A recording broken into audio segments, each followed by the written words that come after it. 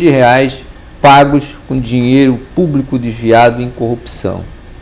Se acumula hoje na própria controladoria cerca de mais de 12 mil processos. Esse dinheiro não se perdeu, ele está na mão de alguém, né? Foi desviado. Provavelmente já não deve estar mais no Brasil. A exemplo do que ocorre todas as operações da Polícia Federal que nós investigamos, lavagem de dinheiro originário, desvio de recurso público ou evasão de divisa, nós constatamos que praticamente 90% desses recursos eles já saíram do país, eles estão em paraísos fiscais. Dinheiro esse que poderia ser aplicado em custos da educação, saúde, da própria segurança pública. Então o Brasil perde muito. Hoje o Brasil está numa classificação internacional na 80ª posição. Está junto com Taiwan, está junto com Bolívia. Quantos corruptos estão cumprindo pena? E corruptos graúdos, peixes grandes no Brasil. O senhor se conta nos dedos? Pelo menos se conta nos dedos? Eu acredito que dá para contar nos dedos. Não tem nem assim um percentual relativo à população carcerária. Se for considerando a grande massa da população carcerária hoje, não representa nada. Não tem nenhum corrupto na cadeia, não tem nenhum corruptor na cadeia. Hoje não tem. Isso é grave, gravíssimo, porque nós temos todo um discurso, toda uma verborragia nos últimos anos de que é preciso combater a corrupção, é preciso combater o desperdício e na prática a justiça não consegue alcançar essa gente. Há uma dificuldade devido aos instrumentos jurídicos que esses criminosos se valem, instrumentos esses de recursos protelatórios na própria justiça, instrumentos esses de mecanismo de investigação ainda não à altura de combater esses crimes. Precisamos de instrumento mais ágil, até mesmo fala-se agora mesmo, se discute no Congresso Nacional a lei de interceptação, ao invés de falar de ampliar os poderes da polícia, do Ministério Público, ou até da magistratura em conceder essas interceptações, já falam de restringir esse instrumento perante aos operadores do direito que se destinam a se valer desse instrumento para combater o crime contra a sociedade, principalmente o crime de corrupção, que é um crime que deveria estar classificado como hediondo. Porque quando o administrador público ele desvia recursos destinados a merenda escolar, a remédio para quem precisa, ou quem está com câncer, a remédio que a pessoa precisa, que se vale daquele medicamento para sobreviver, então essa pessoa está praticando praticamente um crime de genocídio. Então, crime de corrupção, o Congresso Nacional deveria estar se valendo dessas informações, se valendo dessa exigência da sociedade, da necessidade que a sociedade tem em se proteger desse tipo de crime, dessa espécie de crime, discutir o aumento da pena do crime de corrupção, tanto para quem corrompe, como para quem recebe, como para quem oferece essas vantagens para o servidor público. Então, é mais grave. Então, hoje se discute no Congresso Nacional, não. O que vamos discutir hoje, o que se discute lá hoje, é a criação de uma profissão chamada lobista.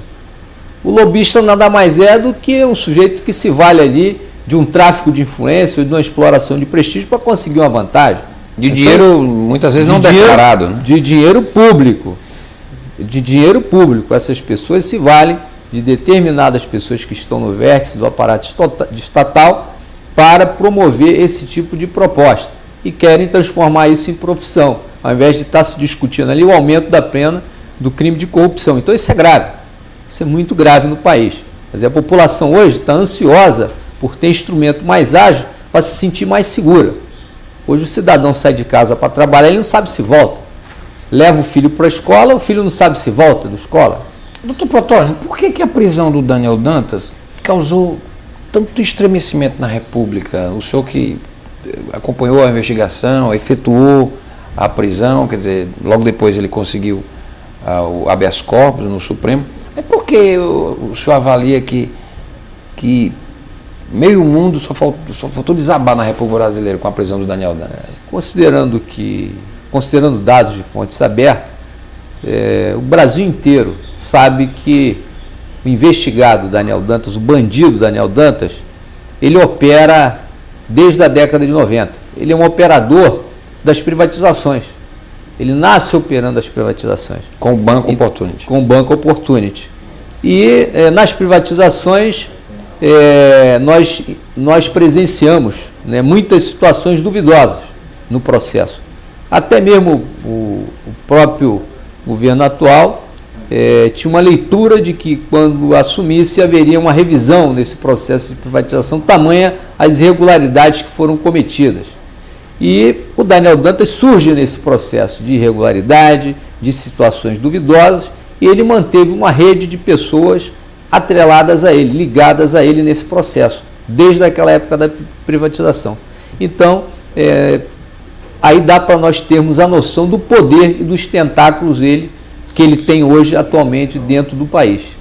Quando foi que a Polícia Federal decidiu que ia fazer a Operação Satyagraha? A Operação Satyagraha, ela nasce da Operação Chacal, que a Operação Chacal nasceu de uma operação que investigava a lavagem de dinheiro da empresa Parmalat. E ali, naquela investigação primária, nós identificamos a atuação da empresa Kroll, uma empresa que tem sede no Brasil e que se destinava à espionagem industrial, naquela época, a espionagem até particular, e também nós tínhamos indícios de que essa empresa provavelmente espionava algumas autoridades aqui no Brasil, até mesmo autoridades do vértice do próprio governo. E a partir dessa investigação da Kroll, nós notamos que tinha uma pessoa ligada a essas operações da Kroll, que era o senhor Daniel Dantas, o investigado Daniel Dantas. E por conta dessa atuação dele com a Kroll, ele foi investigado, ele foi processado criminalmente, existe uma ação penal contra ele por gravação clandestina de conversa de pessoas, de empresários e autoridades. Ele está sendo processado. Ele está sendo processado por interceptação ilegal, por grampo ilegal. Ele está sendo processado isso. Tanto ele como um ex-militar israelense chamado Avner Shimeji, e como também o outro investigado chamado Carlos Rodenburg, também da mesma organização. Eles estão sendo processados criminalmente. Agora, doutor Protógenes, de repente, o senhor falou no bloco passado que os senhores sabiam que iam enfrentar um adversário poderoso, não é, que tem tentáculos nas diversas esferas de poder, na imprensa, etc. E de repente o senhor foi investigado, inclusive, pela própria Polícia Federal. Como é que se explica isso? Inclusive, o senhor se disse no Estado de São Paulo, uma matéria que eu tenho aqui, que o senhor se sentiu humilhado porque até computadores do senhor foram levados. O que está por trás disso? Quer dizer, por que o senhor está sendo investigado a ponto de mandados de busca e apreensão terem sido emitidos contra o senhor? Era uma situação que nós já prevíamos, mas não prevíamos que chegasse a esse nível de surpresa, tanto para nós investigadores, tanto para até a própria população. Todos nós ficamos, né, surpresos. Uma ação que não foi só contra mim, foi contra os meus familiares, que nada tem a ver com a Operação Satyagraha. Então isso é muito grave. Isso é um fato que vai ser questionado posteriormente. Essa ação foi feita pela Justiça Federal. Foi feita pela Justiça Federal. Isso tem consequências. Então, os dados estão ali para serem examinados.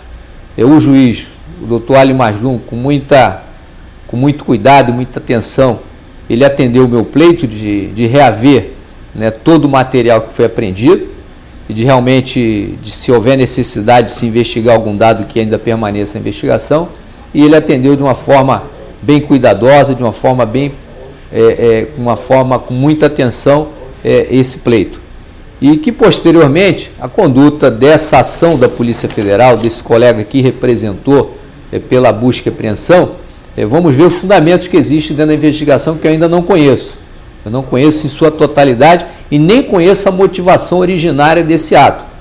Agora, foi um ato duvidoso, um ato que foi às vésperas de uma decisão posterior junto ao Supremo Tribunal Federal.